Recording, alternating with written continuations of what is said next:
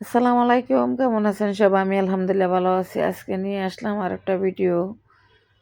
তবে ভিডিওটা আজকে আমি একটু টিপসের মতোই হবে। সবাই একটু দেখে দিবেন প্লিজ। রমজানের আগে আমি চাউল-ডাউল বেশি করে নিয়ে এসেছিলাম। তো আমার তো খুব ভয় লাগছিল যে পোকা হয়েছে কিনা। তো আজকে নামিয়ে দেখি না কোনো পোকা হয়নি। তাই আপনাদের সাথে শেয়ার করলাম। চাল-ডাল পোকা হবে এতে কোনো ভুল নেই। তবে আমারও ভাগ্য ভালো, আমার এগুলো যে পোকা ধরেনি। তো কেমন আছেন আপনারা? আশা করি সবাই ভালো আছেন, ভালো থাকেন, সুস্থ থাকেন, এই দোয়াই রইল। এবার চাউলগুলো ঢেলে দিলাম, ভেবেছিলাম এগুলো তো নাকি পোকা আছে না, দিয়ে আলহামদুলিল্লাহ এগুলো ভালো আছে। তো একটু আমি উশমিশ করে নিচ্ছি, যেহেতু যদি কোনো পোকামাকড় থাকে বেশি উঠবে উপরে। অনেকক্ষণ ধরে অপেক্ষা করেছিলাম, যাক আলহামদুলিল্লাহ কোনো কিছু পাইনি।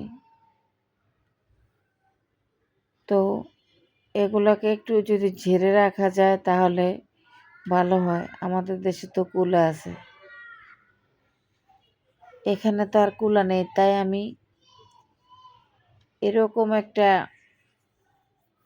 মেলা ঢালনা বলি, আপনারা কি বলেন জানি না, এটাতে করে আমি এগুলাকে একটু বাড়ি দিয়ে নিচ্ছি যেন কিছু থাকলে বেরিয়ে যায়। আমি কিন্তু ঝাড়তে জানি, কুলা নাই তাই দেখাতে পারিনি।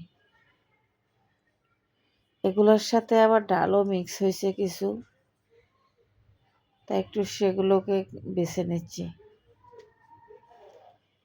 এবার হলো কয়েকটা লং আর এলাচ দিয়ে দিচ্ছি পলিতে করে, যেহেতু এগুলো এখন আর খুলবো না, ঝেড়ে রেখে দিয়েছি।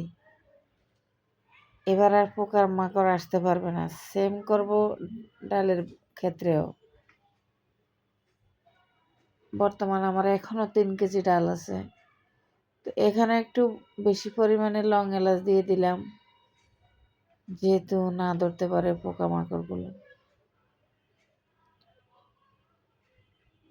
তো এইবারে আপনাদের সাথে ডাল নিয়ে ভিডিও শেয়ার করলাম, কেমন হলো অবশ্যই জানাবেন। আল্লাহ হাফেজ।